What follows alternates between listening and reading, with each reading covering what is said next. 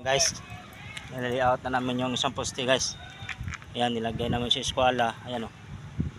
Tiles po yung Sige gawa pa, naman ng eskwela konti. guys. Sige pa. Kasi sure ball talaga tiles. Kulado Sige pa. talaga yan. Uno. Uno daw, uno. Kasi kakabitan ng poste doon guys. Ayan. Ayan. Ayan, naka-eskwela guys. Sige pa. Sige pa. Labas, labas! Ayan guys, oh. Kaya nakakanto yan. Kasi uhulugan namin ang poste na to guys. Ang poste na to.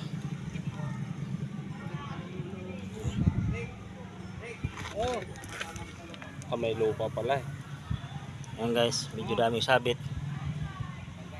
Yung isa pa, doon, dulo. Mga sabit dyan, kailangan mawala yan. Kasi kailangan namin ilagay ito sa eskwela guys, kasi para hindi kami maligaw sa mga poste. Kasi may biga ang taas nito eh.